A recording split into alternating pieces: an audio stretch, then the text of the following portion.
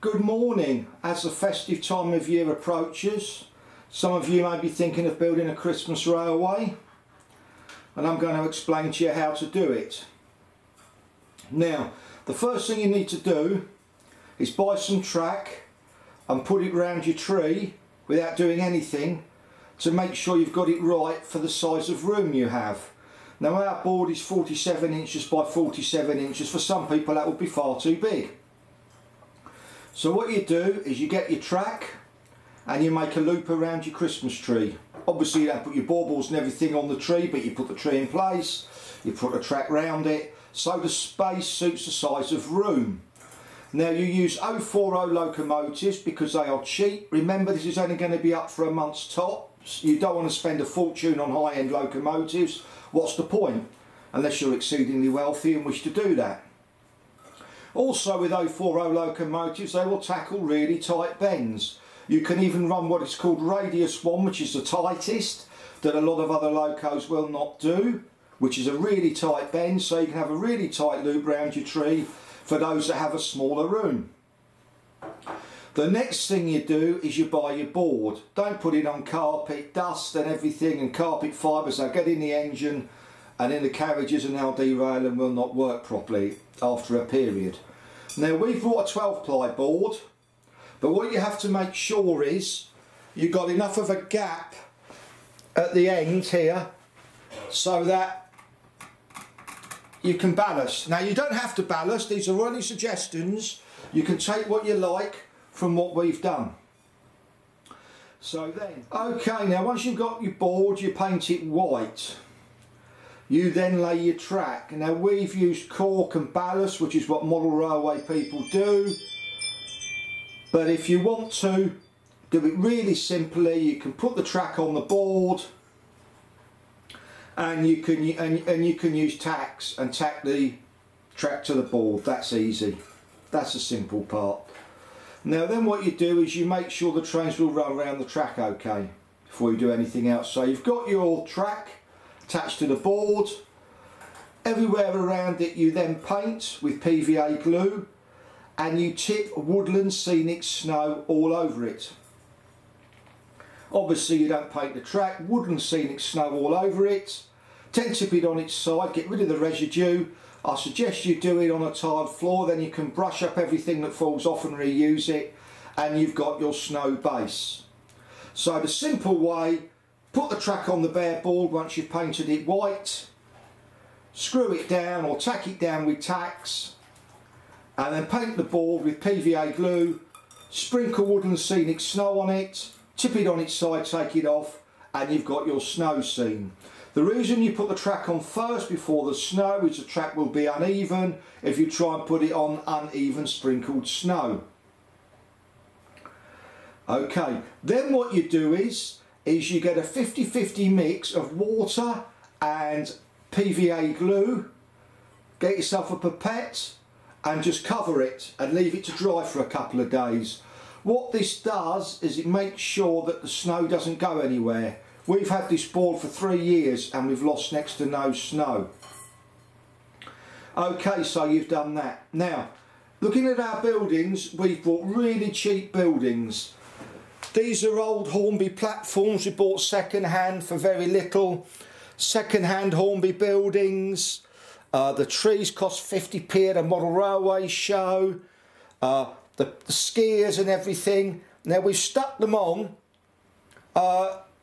clear PVC sheets. You can buy those off eBay for next to nothing, so the figures stand up, and you got the figures on the platform. They all came off eBay, all really cheap, not much money spent. So that was easy. Now, as far as the lighting's concerned with the railway, that takes a little bit more expertise, which a lot of you this would not appeal to. We bought the lights from Kites Lights, and you can see how effective they are. I'm not going to run into how to install Kites Lights because I believe a lot of you, and I don't mean this offensively, the hassle of doing this may or may not interest you. It's more a model railway enthusiast thing, the lights. I have done a video on how to wire them up and how to use them, but for this I'm just trying to keep it simple, for your Christmas railway. So we bought second-hand platforms, old Hornby stock, which I actually use no main model railway, buildings that came out second-hand figures. So as you can see, it's not difficult to do. Anyway, now I'll run through the trains we've got. This is a train on the inner track. A really cheap little 040, I think I pay a tenner for that. This is a Hornby Christmas carriage truck. Old Hornby wagons, they were just so cheap. Second hand on eBay. The baubles on here on this second hand wagon, they came from Tesco's. And this back wagon is a Hornby Christmas wagon. All really, really cheap. Now this is old Thomas stock. I paid a £5 each for each truck. These came from Tesco's. They're stuck on the side with Gorilla Glue, and that's cotton wool. That came from Hornby's Christmas Santa set. So did that, and there's some Tesco's and cotton wool. There's an old Thomas type coach. That cost me £6.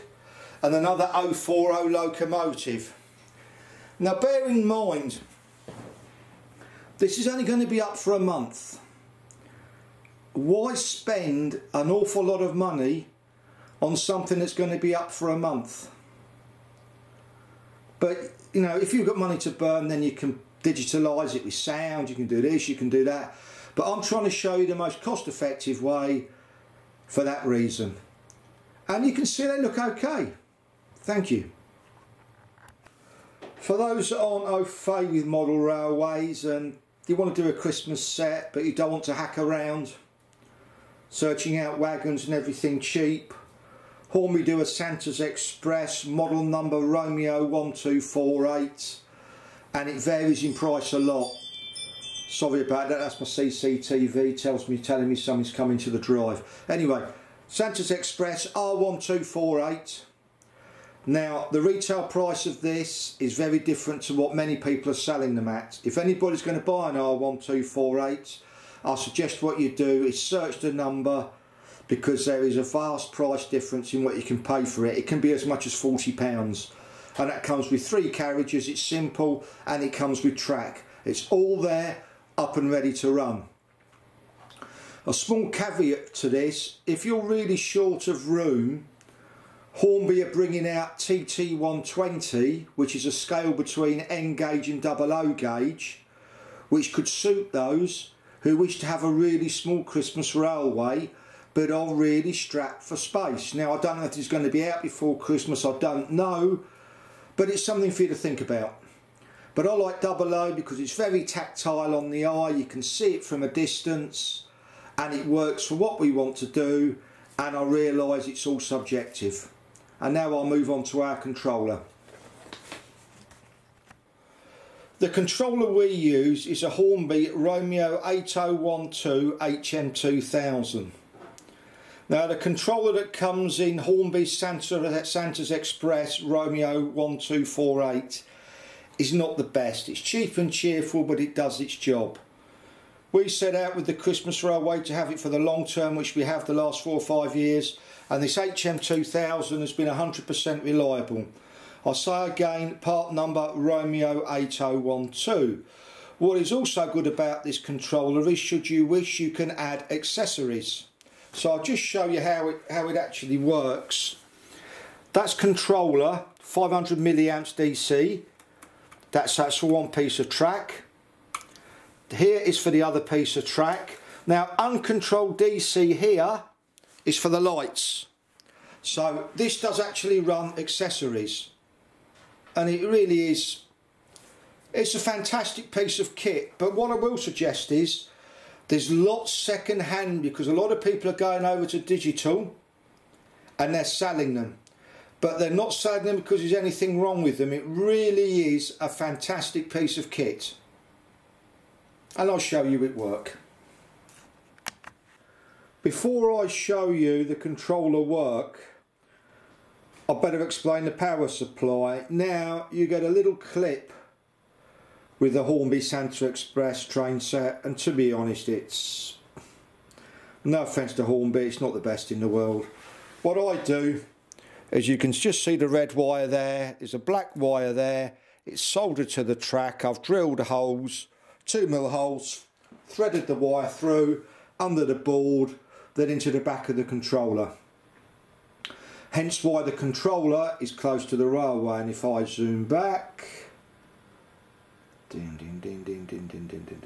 there you can see controller's close to the railway, and then when we've finished we just disconnect the wires from the controller and they stay with the board. And reliable power is important. You may just be able to see a red wire there and a black wire there. If you're just going to use Woodland Scenic Snow, you can cover them with snow so you can't see them. But there's nothing worse than unreliable power to a model railway. Nothing more distracting, nothing more irritating. And people come round Christmas Day, and nephews and nieces, and looking forward to see the model railway, and you're faddling around with power not working correctly. You don't need that kind of stress. The easiest way for reliable power is to solder wires to the outside of the track, have them going through the board, straight into the controller. Simples. Thank you. Now this isn't the best for you, I know, because the TV's in the way, but here we go. And you can see, and I'll run the other loco. And it's simple stuff, which I believe is what you want from a Christmas railway. You want something that's simple. When it comes to the end of Christmas, you can lift the Christmas tree off, lift up the board, put it on its side. We put it behind a chest of drawers, or you don't put it in a garage. Do not put it in a garage, because the dampness and the changes of temperature during the summer, the board will warp, and it would be no good.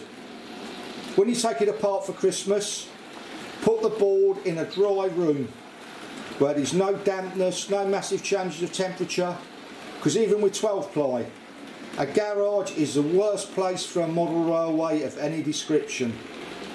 Anyway, look, I hope you've given you an insight into having a Christmas railway. Obviously some of it you'll like and some of it you won't, but you take from this whatever you want to take. I'm not telling you what to do. All I've basically shown you is the cheapest way to do a Christmas model railway.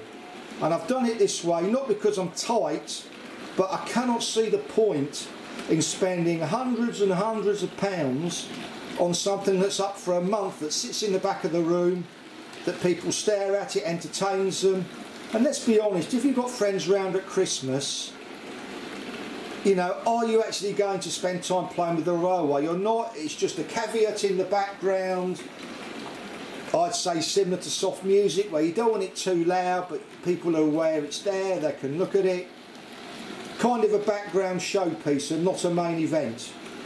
Anyway, thank you for watching, and all of you have a Merry Christmas. Thank you.